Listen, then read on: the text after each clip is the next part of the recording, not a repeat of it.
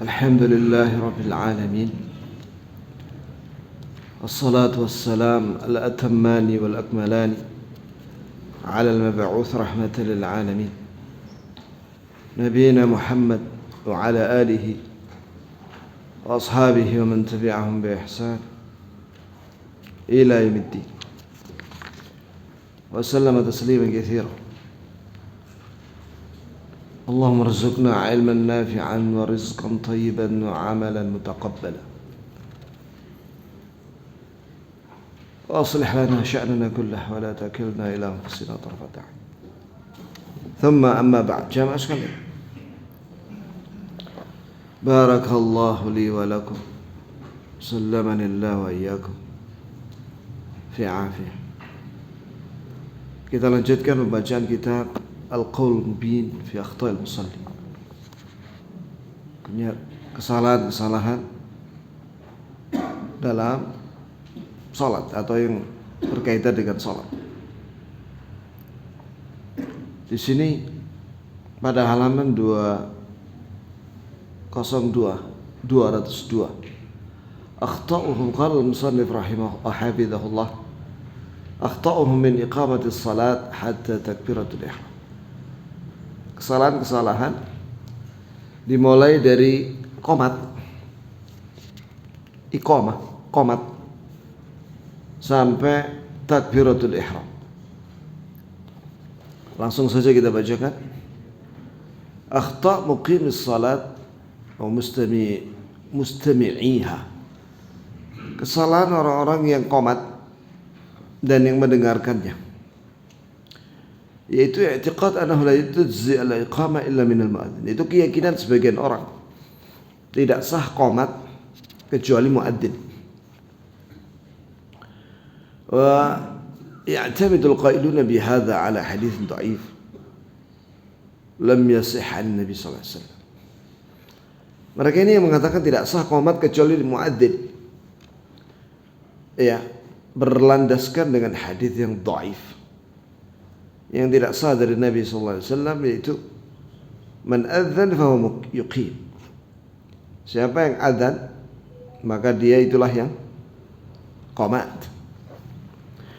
Qala al-Syekh Al-Albani rahimahullah, wa min athari hadha al-hadith as-sayyi'ah annahu sabab li itharati an-niza' bil muslimin.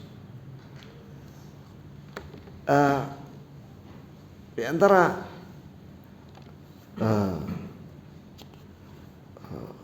yang terjadi, keburukan yang terjadi dari hadis yang lemah ini, terjadi perselisihan di antara kaum muslimin. Ya, ini maksudnya ketika ada orang qomat selain muadzin, maka orang-orang mengingkari orang yang qomat itu, iya, dengan mengatakan tidak sah. Yang lainnya mengatakan sah. Wa dzalika hina yata'akhkhar muadzin an dukhul masjid li'udhrin. Yang demikian itu karena muadzin telat masuk masjid, setelah adzan dia keluar, mungkin buang hajat, ada uzur sehingga telat dia masuk masjid. Wa yuridu ba'dul hadirin an yuqima as-salat. Sedangkan sebagian yang hadir dari kaum muslimin, mereka ingin qomat. Fama yakun min ahadin illa an ya'tarid alaihi muhtajjan bihadzal hadits. Maka yang lainnya protes dengan orang yang qomat itu karena berlandaskan dengan hadis ini. Walam yadril miskin annahu haditsun dhaif, dan orang itu tidak tahu bahwa ini adalah hadis dhaif. La yajuz nisbatu ilaihi sallallahu alaihi wasallam, tidak boleh disandarkan kepada Nabi sallallahu alaihi wasallam. Fadlan an yamna'a bihi an-nas min al-mubadara ila ta'atillah. Apalagi menghalangi orang dari bersegera di dalam ketaatan kepada Allah. Ala wa hiya iqamatus shalah, yaitu qamat. Akan tapi kalau bisa di sebuah masjid kayak di Masjidil Haram, Masjid Nabawi, ya, sudah ada petugasnya, sudah ditentukan oleh takmir. Apabila memang sudah ditentukan apalagi ada asistennya. Jadi dalam ruangan itu ada muadzin, ada cadangannya. Ya, kadang cadangannya ada 2 atau lebih. Ya udah, serahkan sama mereka. Iya. Jangan tiba-tiba ada satu orang dari Indonesia qomat di tempat tawaf. Enggak didengar ya. Begitu ya. Dan karena qomat itu harus pakai mikrofon. Karena Masjidil Haram luas sekali. Tapi kalau masjid lain atau di sini sudah ditentukan ya. Ya kan? Yang qomat itu yang adzan, ya kan? Ya muadzin. Wahai muadzin. Betul ya? Nah, sudah. Udah serahkan sama dia. Kecuali sudah bel, muadzinnya masih di toilet. Nah, yang lainnya menggantikannya. Baik, begitulah ya. Kemudian di sini walaysa lil muadzin an yuqima as-salat bi ghairi idzni al-imam. Nah, ini penting ya. Jadi sebenarnya muadzin itu qomat itu sepengetahuan imam.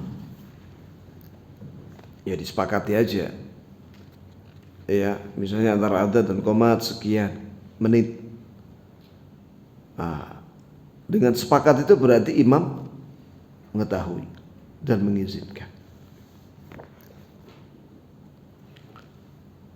Maksudnya di sini adalah apabila sebuah masjid memang sudah disepakati, atau kayak di zaman Rasulullah SAW, Bilal itu tidak akan qomat kecuali setelah memberitahu kepada Rasulullah dan Nabi mengizinkan.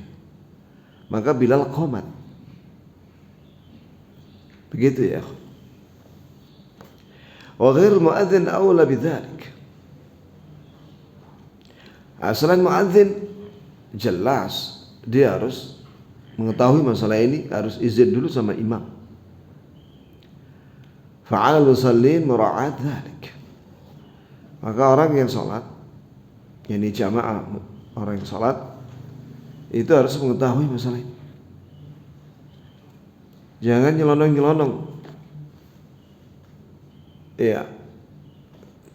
Ada banyak masjid yang tidak memiliki jadwal qomat. Nah, ini betul-betul harus diterapkan. Iya. Ya, ini harus izin dengan imam. Wa alaihi man ya'rifu hadzal haqq. Nah, ini perhatikan ya, ikhwan. Ini merupakan haknya imam untuk memberi izin kepada muadzin untuk qomat. Fala yatadakhal ahadun fi amri iqamati shalat hatta ya'dhana biha al-imam. Tidak boleh seorang pun ikut campur dalam masalah qomat ini, nyuruh-nyuruh orang qomat kecuali dengan izin imam. Jadi dia punya hak untuk mengatur ini. Waffaqallahu al-jami' lima yuhibbuhu wa yardah. Amin. Semoga Allah berikan taufik dan hidayah dan ridha kepada seluruhnya. Amin.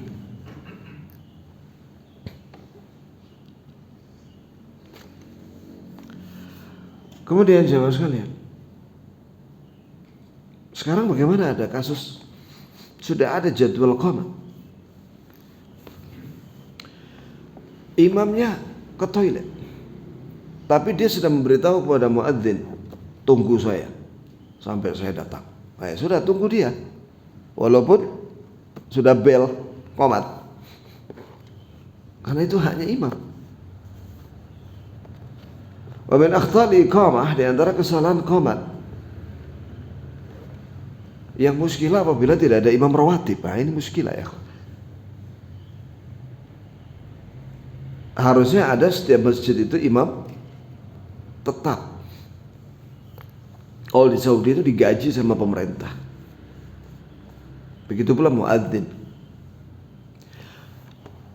Bahkan banyak masjid imam itu merangkap muadzin. Enak sudah. dan dia merangkap juga sebagai yang qomat. Nggak masalah, karena dia hafid Quran, maka dia berhak jadi imam. Kemudian juga suaranya merdu kalau adzan. Tidak ada yang lebih merdu dari imam itu. Ya udah, dia muadzin merangkap jadi imam. Jadi dia qomat. Jadi setelah salat sunnah dia qomat sendiri. Setelah melihat makmum sudah selesai salat sunnah atau sudah jadwalnya qomat, maka dia qomat. Mikrofonnya dekat imam situ, lengkap sudah di situ. Ada yang dalam, ada yang luar. Setelah itu dia istau, mimpin salat, nggak masalah. Jadi dia digaji oleh pemerintah, yakni Saudi, untuk menjadi imam sekaligus muadzin. Begitu jamaah sekalian. Kadang dalam satu masjid itu imamnya ada dua, gantian, sekaligus merangkap sebagai muadzin, dan dialah yang qomat.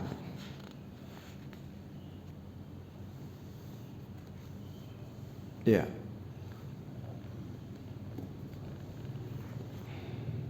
Di Indonesia banyak masjid tidak ada imam rawatib. Yang ada muadzin tetap. Banyak masjid tidak punya imam rawatib. Akhirnya yang menjadi imam siapa? Orang-orang yang tidak berhak. Akhirnya apa bacaannya? Banyak salah. Ini jadi muskilah. Tak tahu apakah dibahas di kitab ini ya.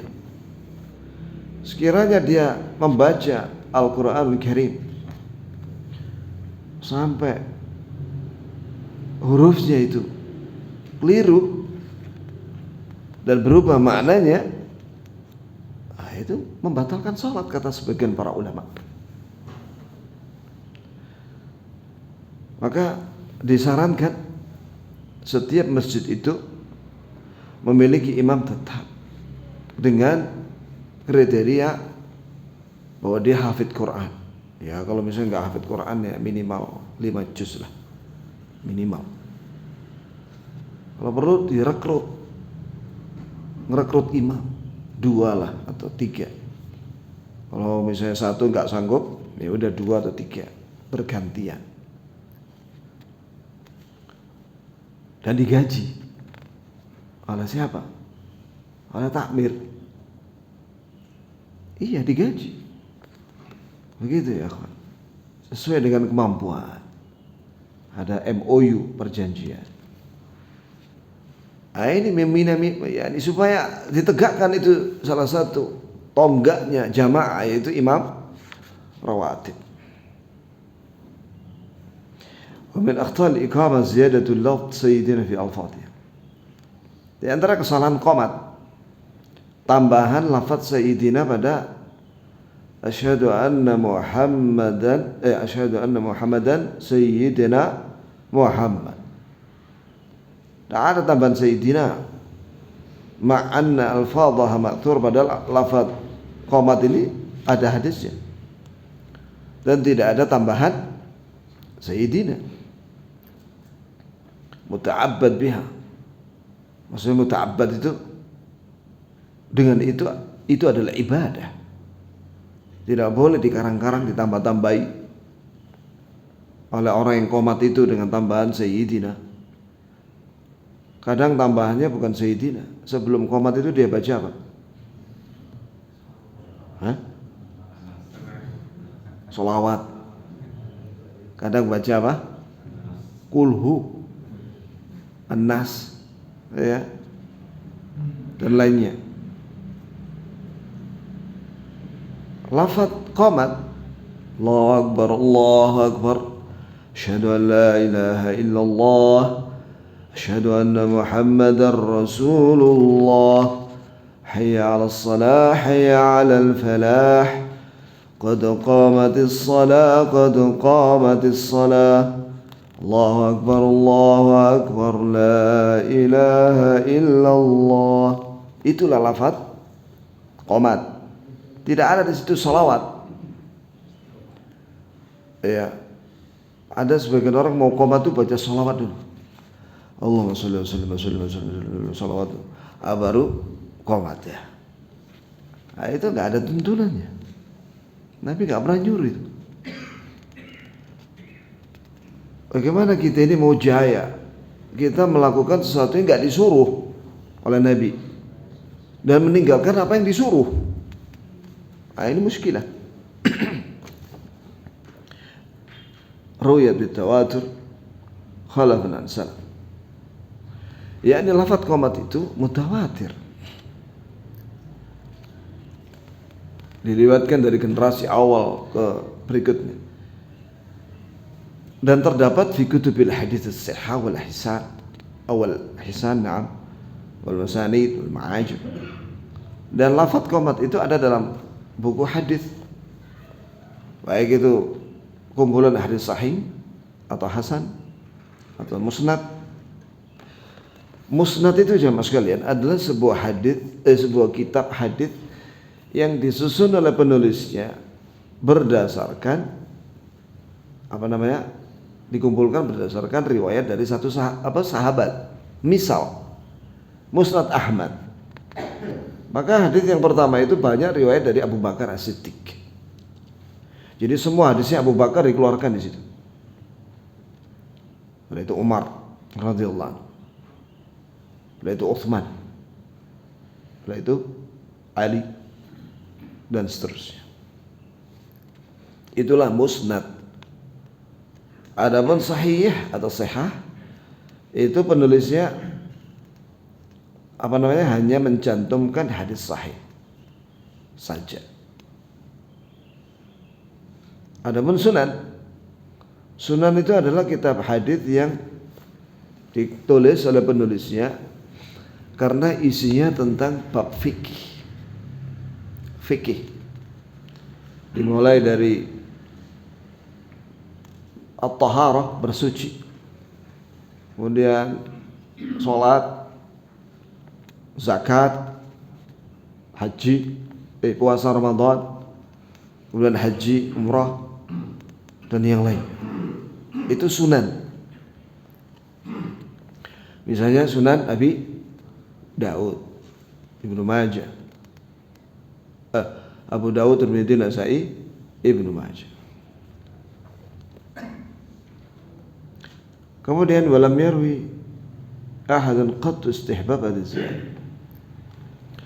Dan tidak ada satupun yang meriwayatkan tambahan sayyidina atau tambahan salawat di awal qomat, baik itu dari sahabat atau tabi'i.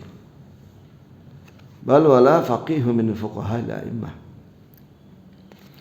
Dan tidak ada satupun juga tambahan sayyidina itu atau yang lainnya dari ahli fikih, imam madhab, wala atba'uhum wala atba'ihim. Begitu pula tidak ada dari pengikutnya imam madhab yang menambahi sayyidina. Walaysa ta'zimuhu salawatullah salamu alaihi biziyadah alfaz fi ibadat masyru'ah. Bukanlah mengagungkan, bukanlah menghormati Rasulullah sallallahu alaihi wasallam apabila seorang itu menambah-nambahi lafaz dalam ibadah yang sudah disyariatkan. Misalnya, kalau orang bersin, apa ucapannya ya, Pak? Alhamdulillah. Udah itu aja. Jangan ditambahi alhamdulillah wassalatu wassalamu ala rasul. Mana ada tambahan ya, akhi? Dan yang mendengar mendoakan gimana? Yarhamukallah. Udah itu aja. Jangan ditambahi wa zawwajakallah. Tahu artinya? Jangan diucapkan itu. Nanti ada yang sensitif. Kemudian dibalas lagi oleh itu orang yang bersin tadi bagaimana? yahdikumullah wa yuslih balakum. Ini sudah jangan ditambahi lagi. Wa razaqakallah dan lain sebagainya. Tidak termasuk menghormati Rasulullah kalau seorang apa ya kan? Menambah-nambahi lafaz dalam ibadah yang sudah disyariatkan. Yang ada itu amalkan. Lam yasunhahu, yang tidak pernah disunnahkan oleh Nabi sallallahu alaihi wasallam. Banyak sekali zaman sekarang itu kalimat-kalimat ya yang diucapkan di masjid-masjid sebelum azan.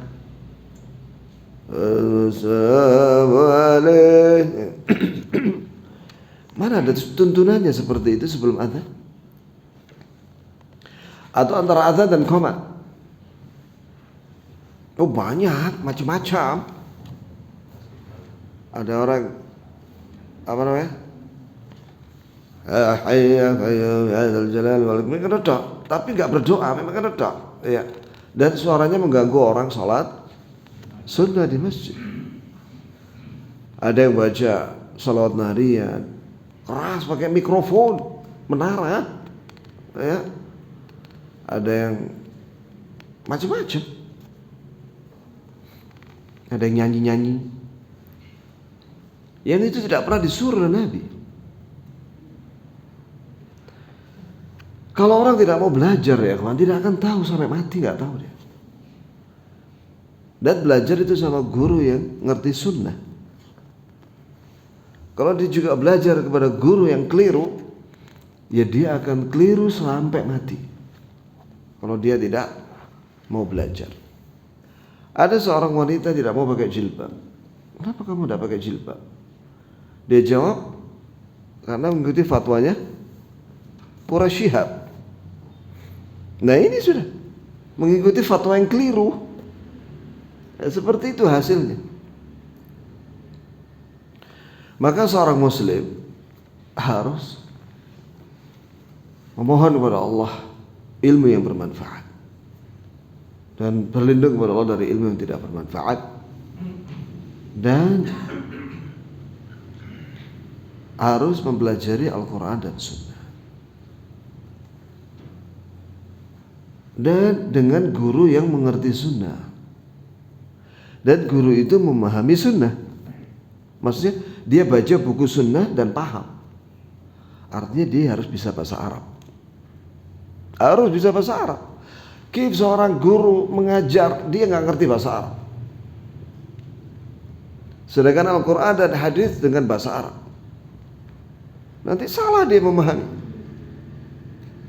satu kata atau kalimat sempurnanya keliru. Nah, ini bahaya. Makanya inna anzalnahu Qur'anan Arabiyyan, kami turunkan Al-Quran ini dengan bahasa Arab. La'allakum ta'qilu, agar kalian berfikir memahaminya. Kata Umar bin Khattab radhiyallahu anhu, ta'allamul lughat al-arabiyyah, hendaklah kalian belajar bahasa Arab, fa innaha min dinikum. Belajarlah kalian bahasa Arab karena bahasa Arab ini bagian daripada agama kalian. Bukankah kita setiap hari itu ngomong bahasa Arab dalam sholat, dari takbir sampai salam? Apa kata Ibnu Katsir ketika menafsirkan fawailul lil musallin alladzina hum an salatihim sahun? Celaka orang yang sholat, yaitu orang nggak paham apa yang dia baca dalam sholat dari takbir sampai salam. Itu salah satu maknanya, ada 5. Salah satunya itu. Celaka orang sholat, yaitu orang nggak paham bacaan sholat. Jadi kita harus paham ya kan, apa arti bacaan sholat itu per kata.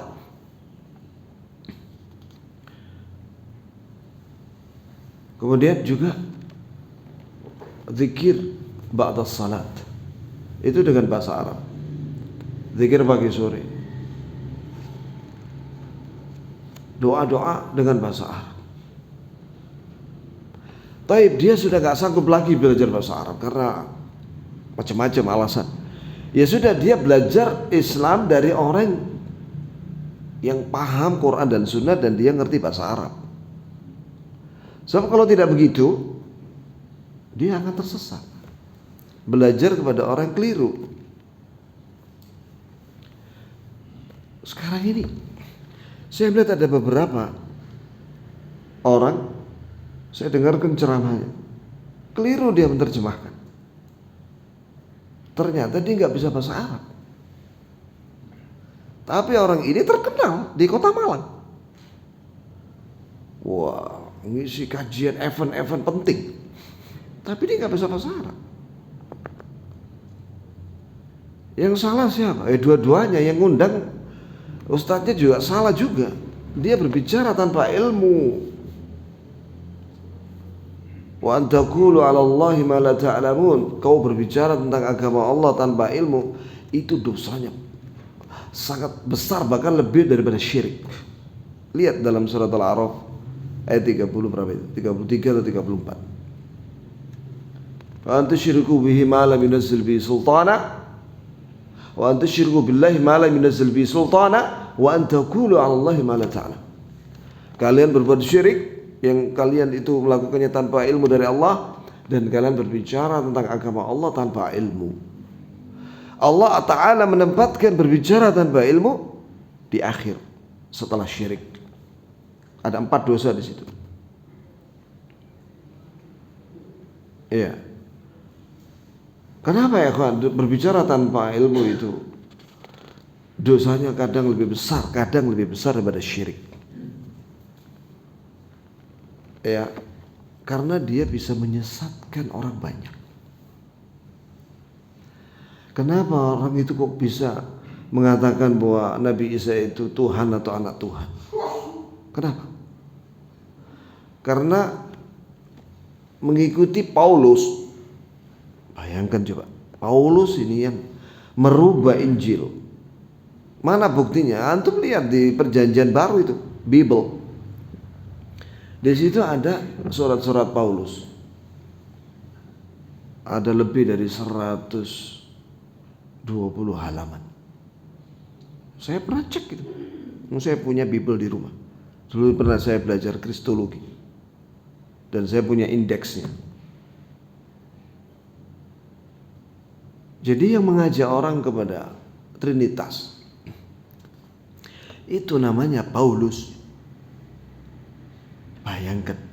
Saya pernah nanya kepada pakar Kristologi, kenapa orang Kristen itu tidak mau membandingkan dengan kitab suci yang lain? Kenapa mereka taklid dengan Paulus? Nah, dalam ajaran Kristen itu ada namanya dogma, katanya taklid. Jadi zaman dahulu itu orang nggak boleh, jemaat itu mereka itu nggak boleh bawa Bible. Pokoknya dengerin apa kata pendeta itu. Nah ini yang menyesatkan. Makanya saya anjurkan antum ya, beli buku ini. 2, bahasa Arab dan bahasa Indonesia. Gak apa-apa. Kenapa saya suruh beli yang bahasa Arab? Supaya lama-lama antum penasaran, sehingga mau belajar bahasa Arab. Saya pertama kali kenapa kok senang bahasa Arab? Karena saya kagum dengan satu ustadz, sudah meninggal dia, Allah yarham. Pertama kali saya lihat dia membacakan kitab di depan saya, kitab bahasa Arab. Saya pengen bisa bahasa Arab ini.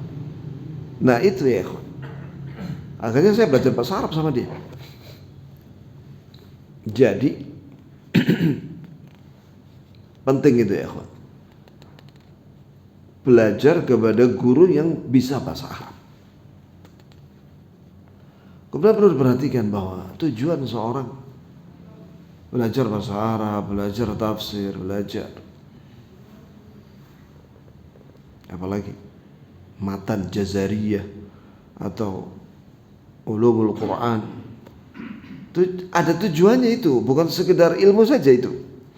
Tujuannya supaya orang itu apabila dia baca Quran yang isinya tentang berita, harus diyakini, tidak boleh didustakan.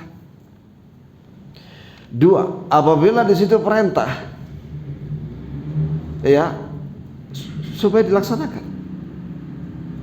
Misalnya, aqimis salata liduluki syamsi ila ghasaqil layl wa Qur'an al-fajr.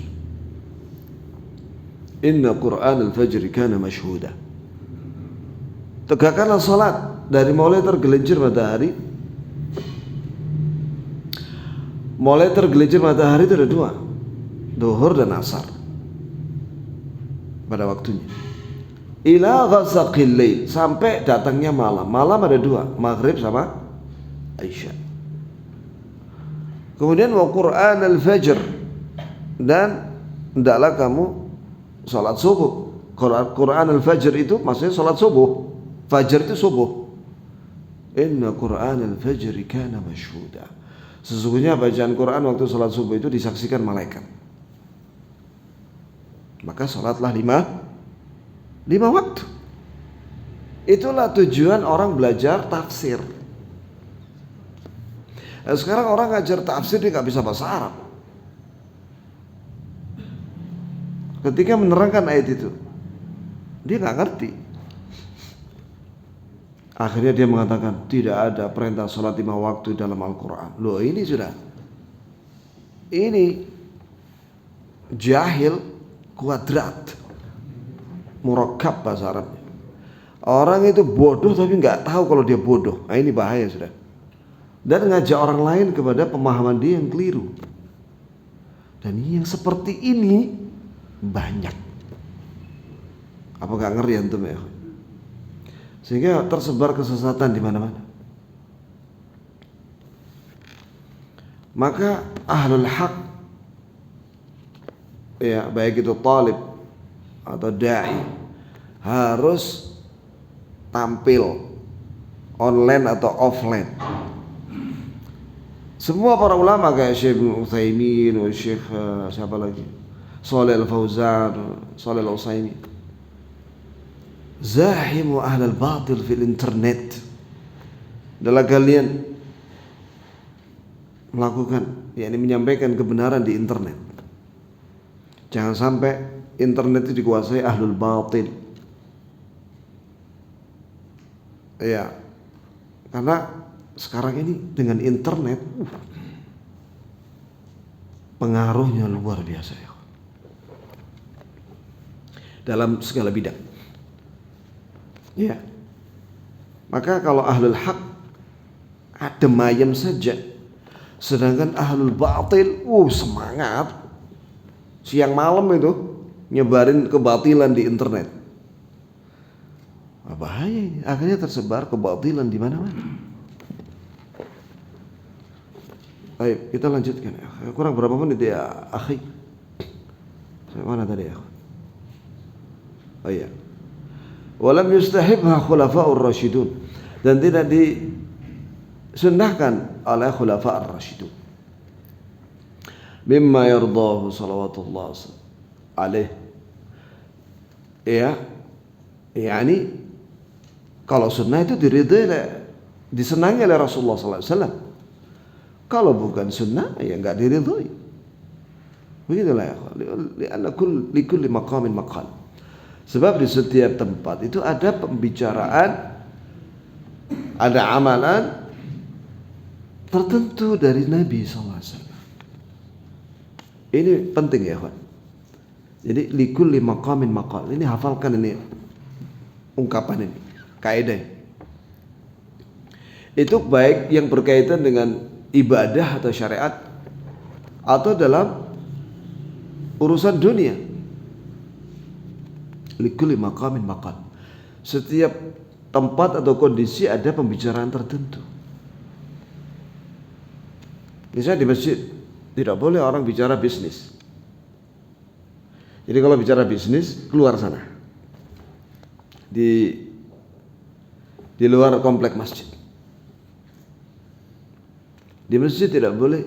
Rasulullah SAW melarang orang mengumumkan mencari barang hilang atau mengumumkan barang hilang di dalam masjid.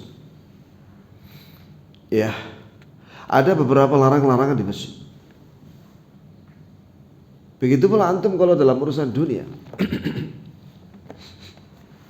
Likulli maqamin maqam. Di setiap majelis itu ada pembicaraan khusus tertentu. Contoh misalnya ada keluarga, dia tidak mau kalau urusan kantor dibawa sampai rumah, nggak mau dia. Kantor aja, dia nggak mau pusing di rumah. Iya, istrinya nggak mau pembicaraan tentang utang piutang ini segala macam. Nah, nanti stres ya, keluarganya stres semua nanti. Di mana-mana bicara utang. Hah? Nah, likulli maqamin maqam. Begitu pula dalam agama ini. Di setiap amalan itu sudah ada amalannya. Tidak boleh dicampur-campur. Waktunya qomat aja, jangan baca sholawat. Sholawat nanti waktu sholat. Sholawat sudah dibaca ketika selesai membaca adzan, mengikuti muadzin dulu. Karena ada sholawat itu setelah adzan. Sebelum membaca Allahumma rabb hadhihi da'wati tammah sampai selesai itu ada sholawat sunnah. Tapi kalau mau qomat tidak ada. Jangan dicampur-campur. Sakar PDW. Kurang berapa menit? 10 menit. Wa min akhta'il muqimin, di antara kesalahan orang yang qomat. Wuqufu mukhalfal imam mubashara. Itu dia berdiri di belakang imam langsung. Wa qad la yakununa min ulil ahlam wan nuha. Ini penting ya, kawan. Ini salah satu sunnah yang banyak ditinggalkan kaum muslim. Yang berdiri di belakang imam itu ulul ahlami wan nuha. Itu orang-orang yang ngerti Quran dan hafal Quran kalau perlu. Supaya kalau imam itu keliru diingatkan sama yang di belakangnya. Jadi posisi yang di belakang imam persis dan di sebelah kanannya itu orang-orang yang berilmu. Jamaah sekalian. Ini sunnah. Nah, dikatakan di sini bahwa orang yang qomat itu dia berdiri di belakang imam langsung. Padahal dia bukan termasuk ulama. Iya. Nah, ini penting ya. Nah, kalau di sini masya Allah ya. Ya. Tamam. Wa kadzalika iqamatumus shalat wa hum yamshun. Di antara kesalahannya adalah qomat sambil jalan-jalan. Jadi jalan qomat. Oh, jalan sampai ya. Misalnya itu tidak boleh.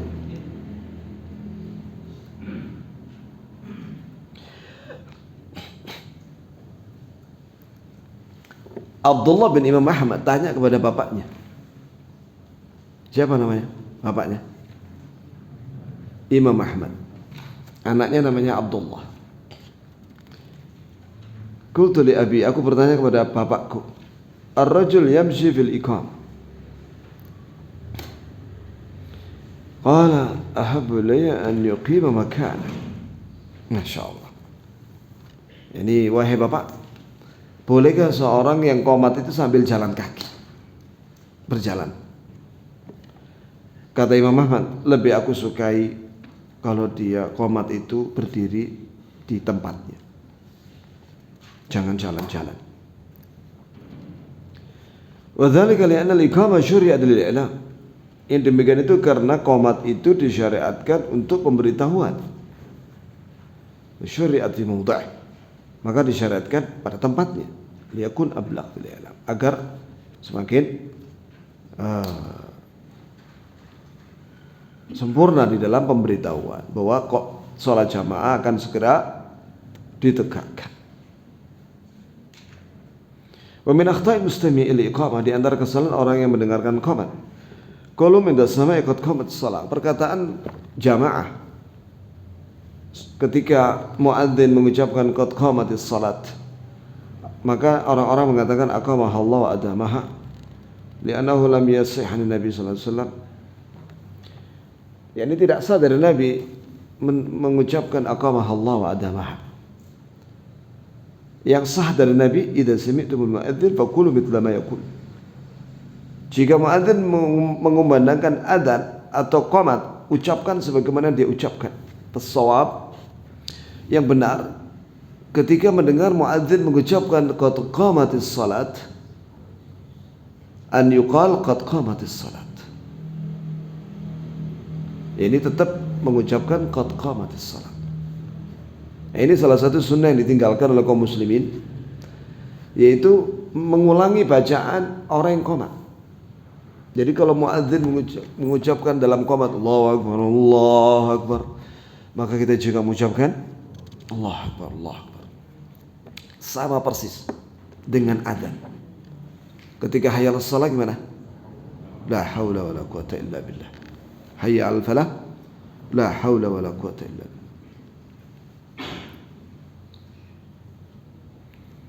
Jadi hadis tentang aqamah Allah wa adamaha, menjawab qad qamatis shalah itu dengan aqamah Allah adamah, didhaifkan oleh Imam Nawawi dan Ibnu Hajar. Faqal akhraja Abu Dawud min hadits Abi Umamah. Dikeluarkan oleh Abu Dawud dari hadits Abi Umamah, anna Bilalan akhadha fil iqamah, bahwa Bilal qamat. Falamma balagha qad qamatis salat, ketika sampai pada kalimat qad qamatis salat, qala Nabi sallallahu alaihi wasallam aqamah Allah adamah. Maka Imam Nawawi dan Ibn Hajar mengomentari hadis ini, wa huwa dhaif. Ini adalah hadis dhaif. Wa ziyadatu fihi, dan tambahan di situ ai aqamah Allah adamah. Itu tambahan aqamah Allah adamah. La aslalah. La aslalah itu tidak ada hadis yang sahih atau hasan dalam bab ini. Jadi kalau qad qamatis shalah, apa yang kita ucapkan? Qad qamatis shalah. Alhamdulillah, selesai sudah. Apa ada pertanyaan ya, ikhwan? Silakan. Yang dari kanan. Jadi urut-urutan yang berhak bertanya itu dari kanan. Ini kanannya saya maksudnya. Kalau di sini ada? Enggak ada, ya sudah. Tadi disebutkan bahwa imam di Haramain itu digaji oleh pemerintah. Oh iya. Sementara di Mamlakah itu ada peraturan berupa penggajian dari pajak misalkan. Dan dari ini apakah bisa dijadikan hujah bahwa seseorang bisa mendapatkan gaji dari pajak tersebut, misalkan dari pegawai sipil atau polisi atau TNI? Pajak lidarurah. Pajak itu karena darurat. Misalnya sebuah negara kalau nggak dibantu sama rakyatnya bayar pajak, bangkrut, nggak jalan negara itu. Karena nggak ada yang mau jadi pegawai karena nggak digaji, uang negara habis, dan rakyat nggak mau bayar pajak. Akhirnya nggak jalan sudah. Nggak ada guru ngajar, nggak ada. Maka darurat, pajak itu darurat. Begitu ya. Artinya apa? Kalau negara itu sudah kaya. Kaya dari mana? Dari hasil kekayaan alamnya. Atau dia mengelola, negara itu mengelola ini loh, tempat wisata. Iya. Dan pemasukannya besar. Kayak Dubai itu. Maka bahkan rakyatnya kan lebih banyak ekspatriat, ini orang luar non emirat. Yang emirat itu sedikit, 2 juta lebih. Yang pendatang 7 jutaan. Tapi yang 7 juta ini jadi pegawainya yang 2 juta. Jangan dibalik.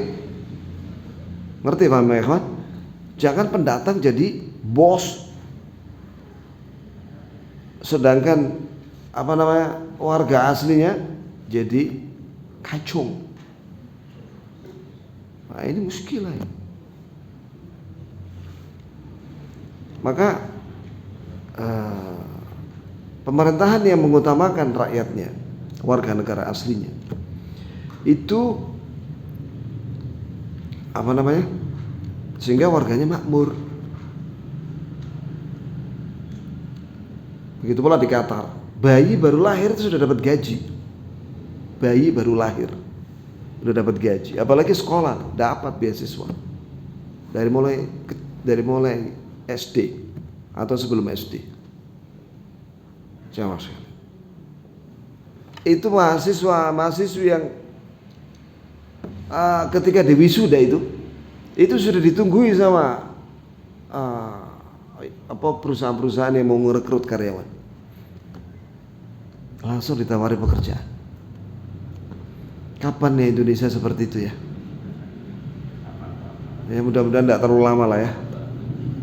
Nah, itu ya. Oh, nggak mudah orang dapat KTP Emirat, nggak mudah.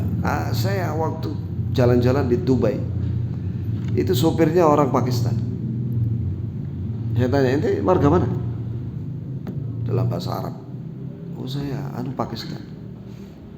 Loh, bukan Emirat, bukan. Padahal dia lahir di situ, di Dubai. Mulai lahir sampai sekarang masih bayar visa per tahun.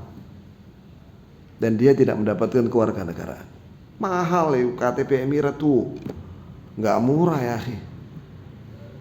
Nah, itu ya. Dan KTP Emirat itu mendapatkan banyak fasilitas. Nikah dapat rumah, dikasih sama pemerintah. Ya Allah. Sebenarnya saya tidak ingin menceritakan begini, nanti bikin longso. Begitu ya, Pak.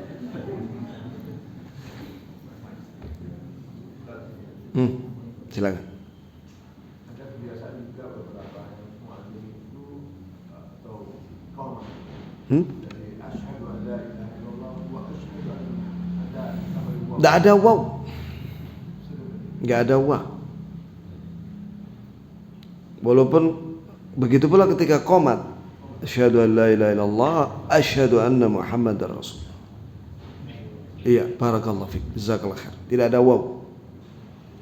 Begitu pula ketika adzan. Mana ada imam masjid mengucapkan wa asyhadu an, mana ada? Pernah kan tuh? Tidak pernah. Qomat kayaknya sama dengan adzan, tidak ada wow. Allahu Akbar, Allahu Akbar, asyhadu an la ilaha illallah, asyhadu anna Muhammadar Rasulullah. Ini qomatnya Masjidil Haram ini. Seperti itu. Tidak ada wow. Iya. Di sini ada wow dah? Tidak ada di sini, enggak ada. Enggak ada. Alhamdulillah. Barakallahu fiik.